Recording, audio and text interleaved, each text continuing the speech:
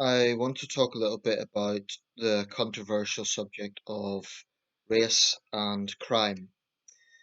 There's going to be probably some turbulent scenes in London today. I'd be very surprised, happy but surprised, if today passes without trouble because Black Lives Matter and other anti-racism campaigners are going to gather in central London. And there's going to be counter demonstrations. Yes, some of them from far right factions, but I'm not happy with it just being dismissed as all far right. I suspect there will be others in counter demos as well. Um, so, there may well be trouble today. I'd be surprised if there isn't, and I'm sure the Met are preparing for this. But I've just looked at a BBC report that was discussing the Prime Minister's statement on this, in which he said that emotions are running high and clearly we can't ignore that people feel strongly about the issues, but he wouldn't condone violence against the police or vandalism. I think the Prime Minister's statement was measured. I think it was a good statement. But this is something the BBC's just quoted in this report, and I'll try and link it if I can. The arrest rate per 1,000 people. So this is if you break down the country into groups of 1,000 people, for every 1,000 people, there are 35 black people arrested, 10 white people, and 12 Asian people. Now, in British English vernacular, Asian tends to mean South Asian. That doesn't mean, for example, Chinese or Japanese or Korean. Asian in British vernacular tends to mean South Asian, so Pakistani and Indian and Bangladeshi, which I think is something we need to change. Asia is a huge continent. We need to be more precise in how we define that. But here's the thing: it's a real sticking point when it comes to crime and race. Does the higher proportion of arrests of black people automatically equate to racism? I would say maybe 30 years ago that might have been the case. I think probably there were racist police who maybe were more heavy-handed with, let's say, black or Asian suspects than they may have been with white suspects. I think it would be naive to say the police have never had a problem with racism.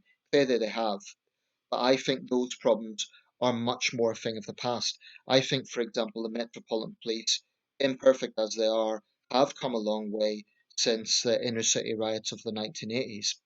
There are more minority officers now. I think they've come a long way. But here's the thing: if a black person commits a crime and they are arrested, does that and the police arresting them might be white, does that automatically mean they're being targeted because they're black?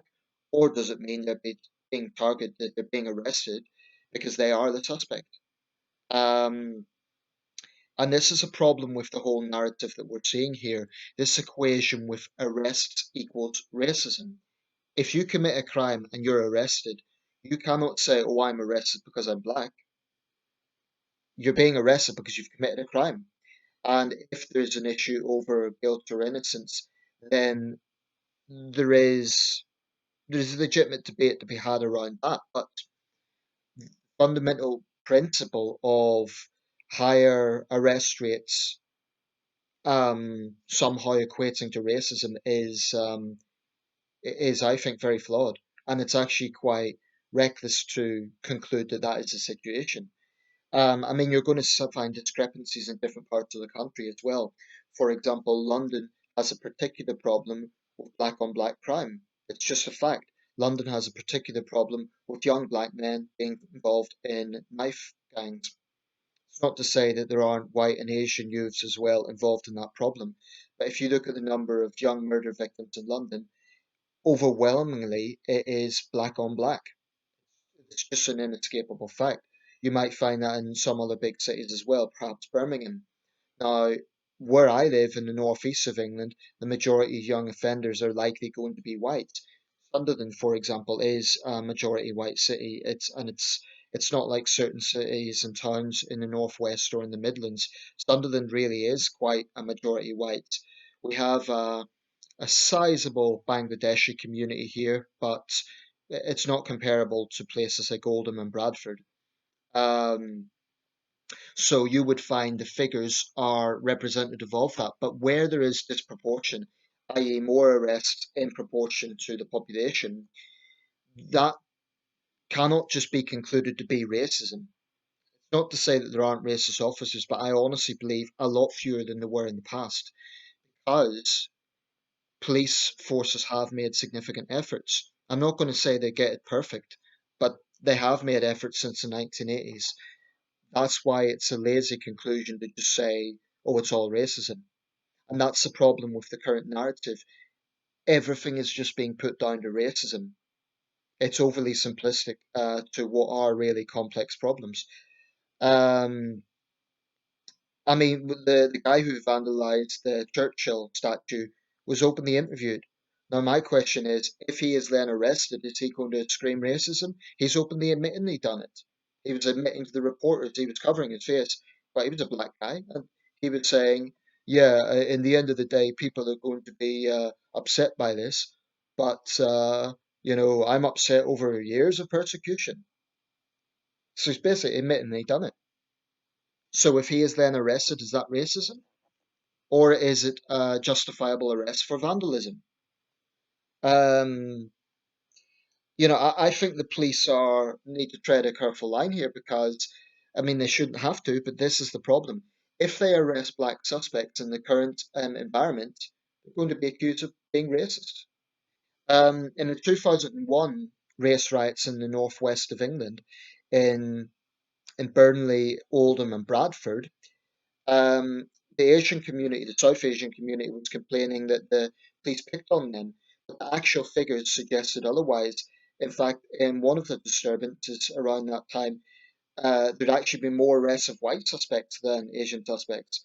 So this knee-jerk reaction, it must be racism, is a very, very um, in my opinion, narrow way of thinking because it isn't always the case. It's not to say that there aren't racist police. I'm not going to claim that there is absolutely no racist police out there. And I had my own experience 15 years ago when I was studying at Wolverhampton.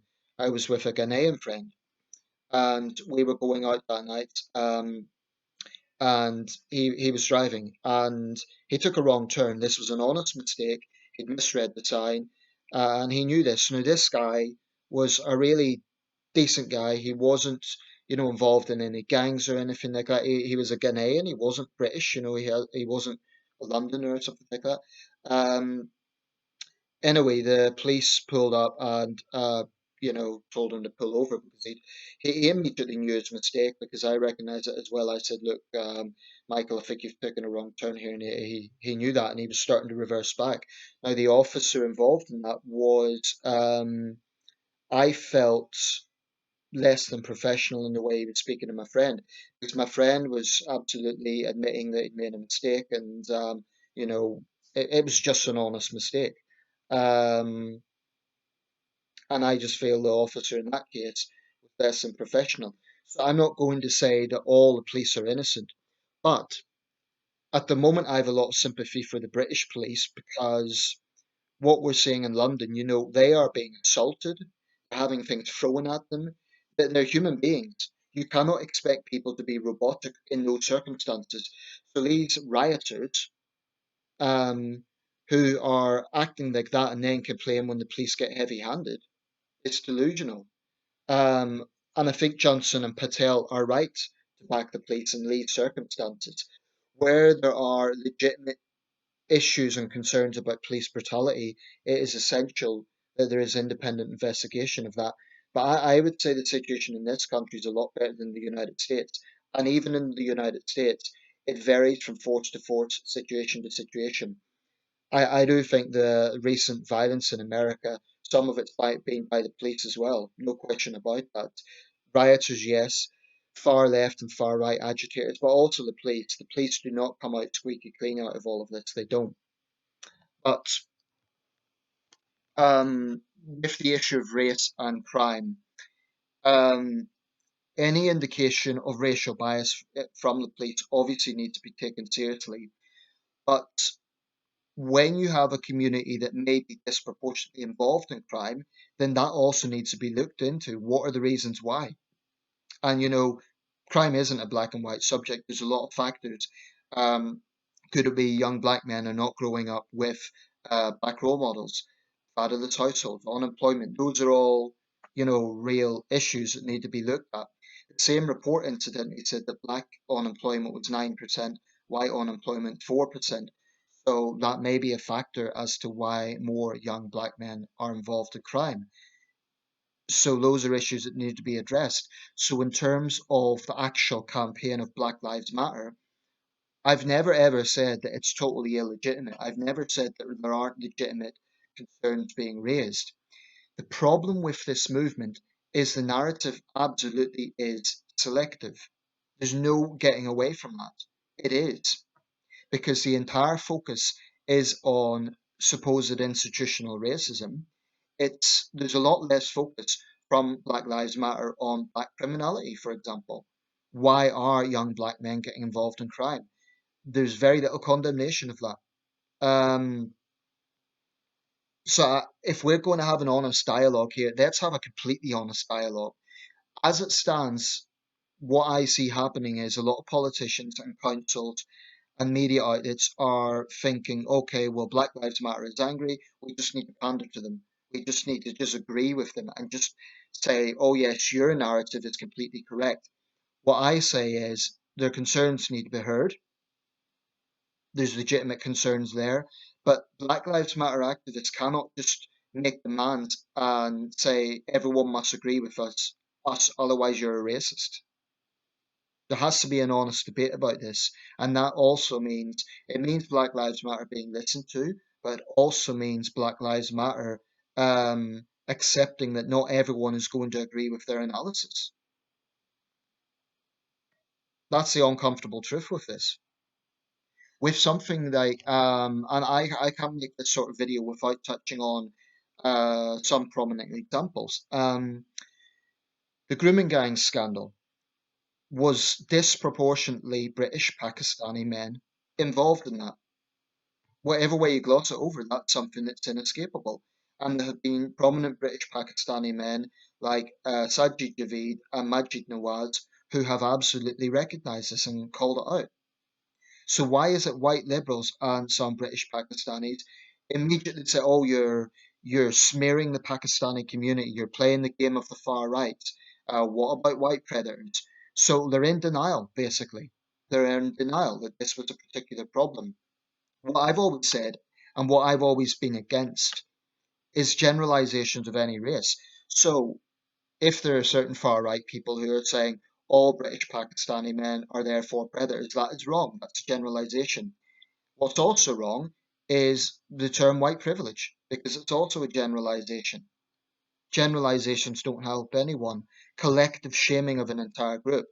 I do think it's down to all people to recognize faults within their demographics. So as a white guy, I recognize there are white racists out there. I recognize there are white neo-nationalists. I recognize there are white neo-Nazis.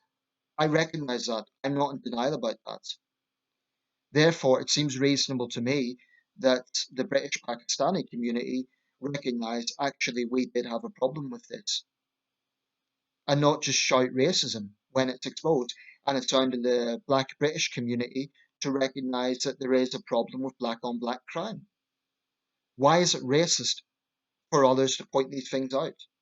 We need a lot more honesty. And that doesn't mean a lot more virtue signaling and a lot more white shaming. It means honesty across the board. I honestly believe that. Because until there is honesty across the board, and until people stop constantly being tribalized and constantly playing victim, then nothing's going to change, I'm afraid. And these tensions will just boil over.